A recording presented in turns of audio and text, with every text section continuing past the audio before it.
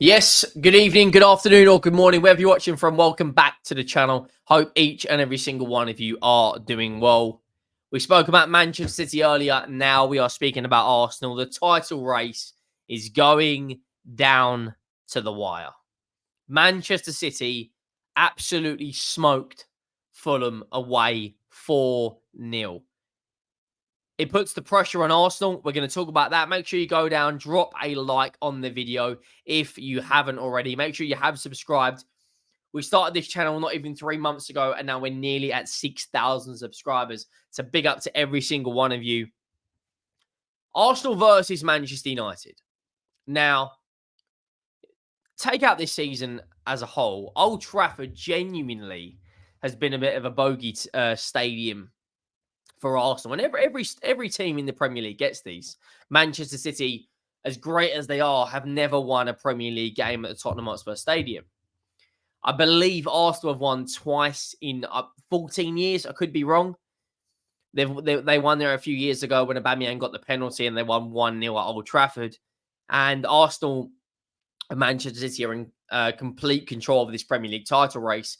Man United are in the absolute dumps right now. You're probably looking at the worst Manchester United side you are likely to see in the Premier League era. They are absolutely diabolical. Like, you can say what you want about teams in the league, but this Man United side are absolutely dross. They are terrible. Like that they lack a midfield. The only really midfielder other than Bruno Fernandes this season that can really hold his head high is Kobe Mainu, and he's 18 or 19 years of age. Their defense has got injuries all over it. You're probably looking at a defensive partnership of Scott McTominay and maybe Johnny Evans. I know Martinez is back in training. Casemiro, if he starts against Arsenal, they conceded 4 goals against Crystal Palace. They might even concede 7 or 8 against this Arsenal side. You're going up against one of the most informed Premier League sides at the moment in time. They are in absolutely devastating form, Arsenal. They've scored 2 goals against Wolves, 5 goals against Chelsea, 3 goals against Bournemouth, and 3 goals against Spurs. You know, that's 13 goals in their last 4 Premier League games. I know Man United at previous years have got results against Arsenal. Eric Ten Hag's first season, they won 3-1. You know, Arsenal beat Manchester United already this season 3-1 at the Emirates. I think Gabriel Jesus got a goal at the very, very end of the game. But if Arsenal can't beat this Manchester United side, then I will be amazed. I genuinely think Arsenal will go to Old Trafford and score a minimum. And I'm trying to be objective about this. I'm trying to take, my Spurs hat off. I think Arsenal genuinely go to Old Trafford and score 3 goals minimum. My team, Tottenham, North London derby, Arsenal weren't at their best. They didn't even have to flex their muscles, and they scored 3 goals. They will exploit Man United's weaknesses. If you look at their team that played against Crystal Palace, I mean, they're 8th in the Premier League. Like, they are diabolical. The team they played against Crystal Palace, Kobe Mainu and Eriksen is likely to be the same midfield.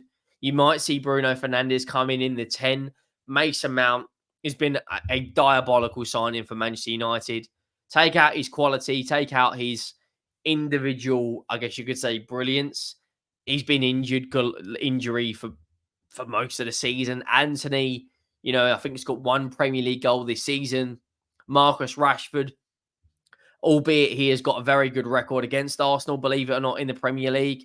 Garnacho, for me, has been one of the shining lights. And Rasmus Højlund, I don't think, has scored in 12 Premier League games. A back 4 of potentially Aaron Wan-Bissaka may have to play at centre-back. Johnny Evans, Dalot. If Casemiro plays at centre-back, Arsenal will run away with this game. Now, Arsenal, for me, there is huge pressure on them. Huge pressure because, as it stands, Manchester City are top of the Premier League with both teams playing 36 games. Man City have scored 91. Arsenal have scored 88. Arsenal do have the better goal difference, but they are 2 points behind. When I look at Manchester City this season, when they get into these sort of runs, they are incredibly difficult to stop.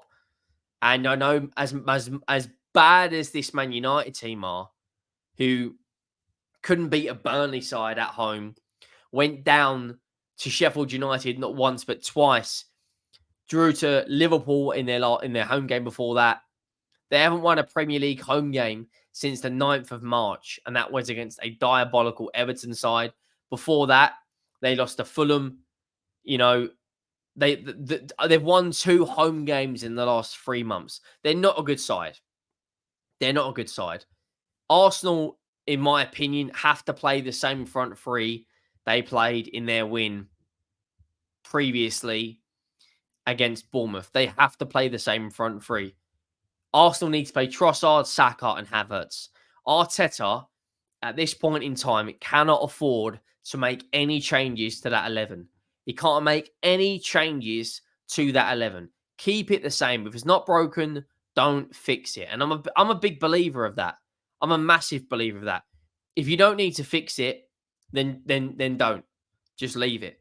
Odegaard's in unbelievable form. I think you probably will see a similar midfield of Partey, Rice, and Odegaard. Lots of people have said you may see the likes of Jurriën Timber come in. You may see Zinchenko come in.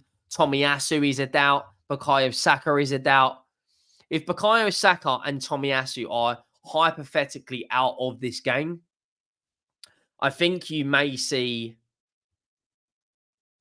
I don't think Zinchenko plays this game, if I'm being honest. You may see a Jakub Kiwior come in, and you may see a Gabriel Martinelli come in. I don't think you'll see Gabriel Jesus. Martinelli, for me, as great as a player he is, as fantastic as a footballer he is, we haven't seen him at his best this season. He's been at a little bit of a wobble in terms of output. His expected goals and his numbers are relative the same as last season. He just hasn't finished his chances. You know, both teams have got 2 games to play, but there is huge pressure on Arsenal. If they lose to this Manchester United side, they will be bantered for a long, long time. They will be bantered for a long time. I don't see a way in which Arsenal don't go and beat Man United. I don't see a way in which Arsenal don't get the 3 points. You look at their recent run of form. Yes, they lost to Aston Villa, but before that, they beat Luton, Brentford, Newcastle, Sheffield United, drew to Manchester City, beat the likes of Wolves, Chelsea, Tottenham, and Bournemouth. I think they've won something like, correct me if I'm wrong, I'm pretty sure they've won something like 12 of their last 14 if they win their next 2. And the fact that they haven't, or potentially may not win the Premier League after winning 12 of their last 14 games truly just explains how strong this Manchester City side really is. Like we are witnessing an unbelievable side in Manchester City. Truly, like they are the one-off teams. It's very, very rare you see a side like this in world football. And as strong as Arsenal are, and as brilliant as they are, taking rival hat off, they are a very, very strong side, and I'm not afraid to admit that. This Man City side is something else. Something else. Treble last season, potentially a double this season. They are in absolutely ridiculous form.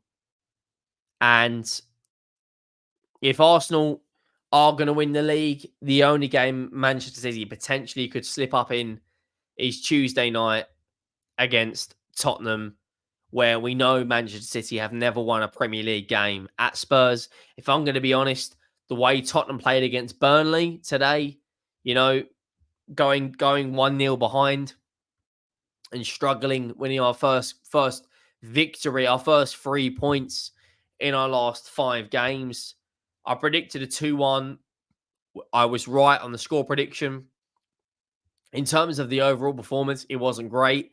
Manchester City, the way they're playing right now, could quite easily go and score 3 or 4 goals. But the problem is, we don't know what level of performance Tottenham are going to do. If Tottenham turn up and play the way we have in recent times, we could get a win. However, I don't really have a huge amount of faith in Tottenham to do so, if I'm being completely honest. You know, as much as we are Manchester City's bogey team at the moment, the way we're playing, we've practically guaranteed the Europa League, in my opinion. I don't see Newcastle and Man United and Chelsea both winning all their remaining fixtures. So we've guaranteed the Europa League. Are we potentially going to be on the beach, as they say? Maybe. But what will be will be. Arsenal are a great side. But losing to this Manchester City side is, you know, you're up against arguably the greatest manager of all time. You're up against one of the most dominant side in Premier League history. There is no shame in losing to Manchester City because they truly are. They are something else, man. They are honestly something else. Make sure you like, make sure you subscribe. I'll see you in the next one. Thank you for watching.